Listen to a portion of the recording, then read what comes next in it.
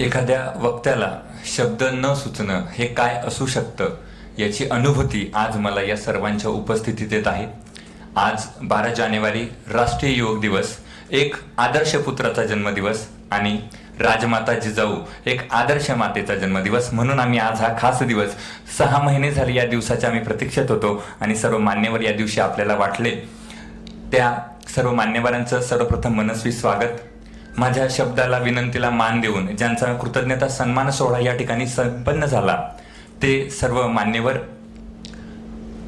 बाबा आमटे खूप छान म्हणतात की पांगड्यांच्या सोबतीला येऊ द्या बलदंड बाहू, निर्मितीच्या मुक्त गंगा द्या इथल्या मातीत वाहू, नांगरू स्वप्ने उद्याची येथे फुलतील शेते, घाम गाडील ज्ञान येथे येथून उडतील नेते.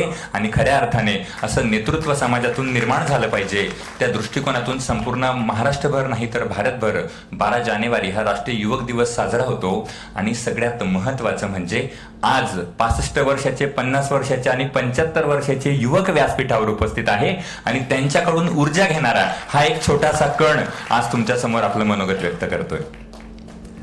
संतांची संतभूमी, कर्मवीरांची कर्मभूमी, तुम्हा सर्वांची माय मातृभूमी असणाऱ्या या पुण्यभूमीमध्ये आलेल्या सर्वांचं या ठिकाणी मी पुन्हा एकदा शब्दसुमनांनी स्वागत करतो.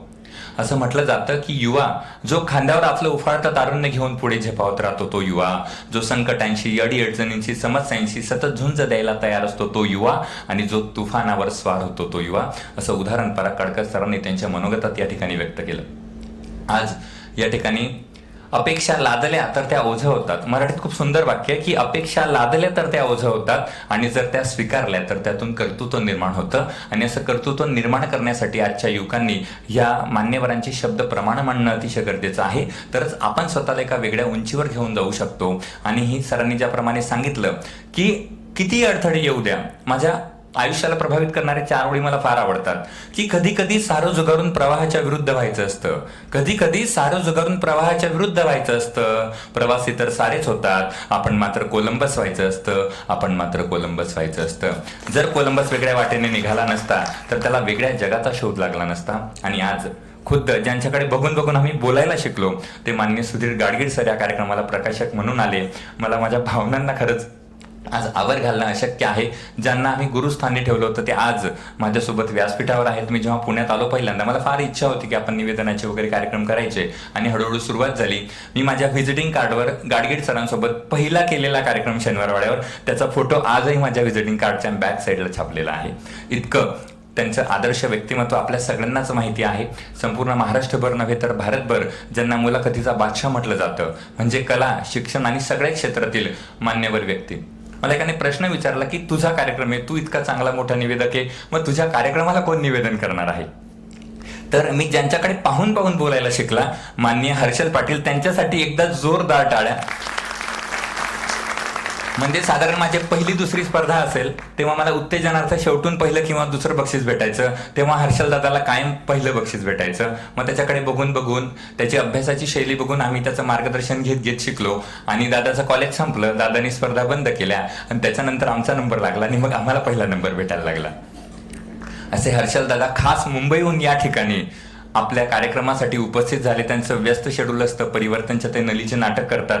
प्रतिमा पंकज मॅडम दुसरे आपल्या मान्यवर. उत्तर महाराष्ट्र विद्यापीठाचे एक आठवण सरांना पण माहिती, ते एकनाथ नेहते सर आहे की कर्तृत्वाची उंची जर तुम्ही खरंच मनापासून काम केलं तर कशी घडू शकते याचं एक छोटंसं उदाहरण मी देणार आहे. मी आयुष्यात पहिल्यांदा 2007 मध्ये वक्तृत्व स्पर्धेत व्यासपीठावर चढलो. मला एकही शब्द बोलता आला नाही. समोर 5000 पब्लिक कुलगुरू बसलेले असताना मी एकही शब्द न बोलता खाली उतरून आलो.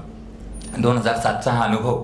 परंतु 2008ला मी नेहते सरांना भेटलो. त्यांना सांगितलं सर मागच्या वर्षी असं झालं होतं. 2008ला मी नाहटा महाविद्यालयात MA ला प्रवेश घेतला होता. सर मला बोलले ठीक आहे, मला असं वाटतं की तू करशील. आणि सरांनी मला संधी दिली. मी 2008 मध्ये पुन्हा युवक महोत्सवात सहभाग घेतला. 2008, 2009 आणि 2010 तिन्ही वर्ष मला उत्तर महाराष्ट्र विद्यापीठाचं सुवर्ण पदक होतं. म्हणजे अपयश ही यशाची पहिली पायरी असते आपण लहानपणापासून ऐकत आलोय. अपयश ही यशाची पहिली पायरी असते आपण लहानपणापासून ऐकत आलोय. परंतु अपयशांची यादी ही मर्द माणसाची डायरी असते, हे इथं नमूद करावं असं मला वाटतं. मग तुम्ही म्हणाल सर 2007ची ती एक गोष्ट होती ती राहून गेली, तुम्ही काहीच नव्हते बोलले त्या दिवशी. मला बरेच जणांनी विचारलं आणि ती एक बाबही पुसून निघाली. 2022 तब्बल 15 वर्षांनी ज्या व्यासपीठावरून मी न बोलता खाली उतरून आलो होतो, 15 वर्षांनी तिथेच पुन्हा एकदा युवक महोत्सव झाला.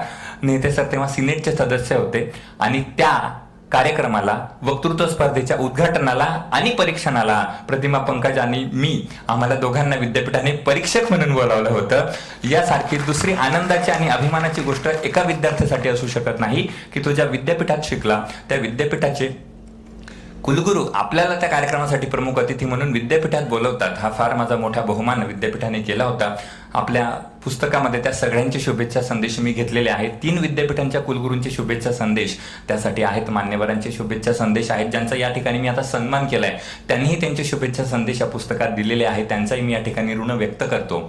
आणि एका शिक्षकाचं काम काय असतं की अच्छे बुरे की तुमको परख देकर जाऊंगा, अच्छे बुरे की तुमको परख देकर जाऊंगा, चेहरों को पहचानने वाली नजर देकर जाऊंगा, यारो इस जमाने का मैं वो संगत राश हूं, यारो इस जमाने का मैं वो संगत राश हूं, जो पत्थरों को भी बोलने का हुनर देकर जाऊंगा, जो पत्थरों को भी बोलने का हुनर देकर जाऊंगा.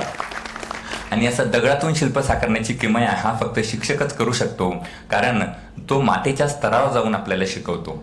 काल 11 जानेवारी होती सर. मला पुण्यातला जो आत्ता सरांनी उल्लेख केला की सिक्युरिटी गार्डच्या साईटवर मी जो पहिला निवेदनाचा कार्यक्रम केला तो 11 जानेवारी 2011ला केला. काल त्या घटनेला तब्बल 14 वर्ष पूर्ण झाली आणि हा आलेख माझ्या डोळ्यासमोरून काल तरळून गेला. आणि आज या कार्यक्रमात तुम्हा सर्वांच्या उपस्थितीत मला माझं मनोगत करताना खरंच आनंद होतोय. आणि दुसरं महत्वाचं की माझी पत्नी, सरांनी सांगितल्याप्रमाणे की आजच्या आपण युगात बघतो, आधी मुली पहिला प्रश्न विचारतात की मुलाकडे काय काय आहे, त्याने काय काय करून ठेवलं. पण तुम्हाला सांगतो, तुमच्या खांद्यावर कोणाची जबाबदारी पडते आहे याचा विचार न करता तुमचे खांदे बडकट होत आहेत हा विचार ठेवून आम्ही सातत्याने प्रयत्नरत आहोत. मी नेहमी सांगतो की प्रत्येक पुरुषाच्या पाठीमागे एक स्त्री असते असं आपण म्हणत आलोय. मी त्याच्याही पुढे जाऊन म्हणतो की ती पाठीमागे नसते तर ती सोबत असते. प्रत्येक संकटात, प्रत्येक सुखात, प्रत्येक दुःखात त्याच्यासोबत स्वतःलाही सांभाळत. आणि ती कंपासाच्या एका टोकाप्रमाणे एका जागी स्थिर राहिली म्हणून मी माझ्या वक्तृत्वाचं कर्तृत्व पूर्ण करू शकलो. याबद्दल खरंच तिचेही या ठिकाणी मनस्वी आभार व्यक्त करेल. सर्वच गुरुजन या ठिकाणी आहेत आणि सर्वजण बोलणार आहे. आज वक्त्याने जास्त बोलू नये असं आहे.